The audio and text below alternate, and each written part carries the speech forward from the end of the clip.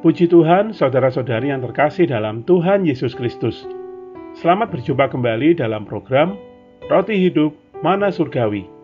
Hari ini kita akan melanjutkan Bible Study kita dalam Kitab Kejadian, bagian ke-153, dengan tema Tunduk kepada Otoritas, Wakil Kekuasaan. Ayat Alkitab yang akan kita baca, Kejadian pasal 9 ayat 18. Anak-anak Nuh yang keluar dari bahtera ialah Sem, Ham, dan Yafet. Ham adalah bapa Kanaan. Kejadian pasal 9 ayat 21. Setelah ia minum anggur, mabuklah ia dan ia telanjang dalam kemahnya. Kejadian pasal 9 ayat 22. Maka Ham, bapa Kanaan itu, melihat aurat ayahnya, lalu diceritakannya kepada kedua saudaranya di luar. Kejadian pasal 9 ayat 23. Sesudah itu, Sem dan Yafet mengambil sehelai kain dan membentangkannya pada bahu mereka berdua, lalu mereka berjalan mundur.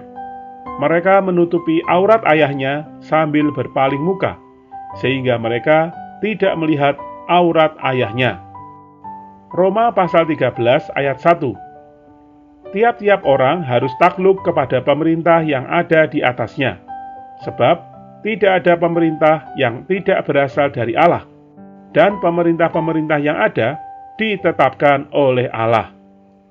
Roma pasal 13 ayat 2. Sebab itu, barang siapa melawan pemerintah, ia melawan ketetapan Allah, dan siapa yang melakukannya akan mendatangkan hukuman atas dirinya. Saudara-saudari, setelah Nuh menikmati keselamatan di bawah anugerah, janji, dan berkat Allah, dia melakukan kegagalan. Nuh mabuk oleh anggur dari ladangnya sendiri.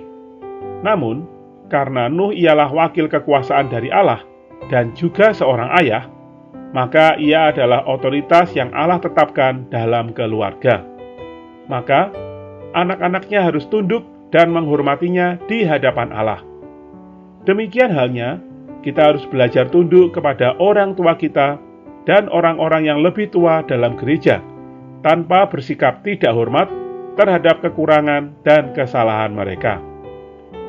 Kegagalan Nuh menjadi ujian bagi anak-anak laki-lakinya untuk mengungkapkan sikap mereka terhadap otoritas atau wakil kekuasaan. Ham mempunyai roh yang memberontak dan mengungkapkan malu ayahnya sehingga ia menerima kutukan. Sedangkan Sem dan Yafet mempunyai roh taat dan menutup malu ayah mereka, sehingga mereka menerima berkat.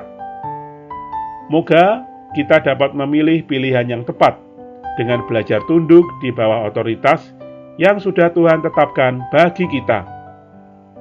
Allah pasti mendatangkan berkat bagi mereka yang belajar tunduk di bawah otoritas, meskipun bukan perkara yang mudah. Tuhan memberkati. Mari kita berdoa. Tuhan Yesus, kiranya sejarah Sem, Ham, dan Yafet menjadi peringatan bagiku bagaimana aku tetap perlu menghormati otoritas yang telah Kau tentukan di sekitarku. Aku perlu belajar taat kepada otoritas dan wakil kekuasaan. Terima kasih Tuhan. Amin.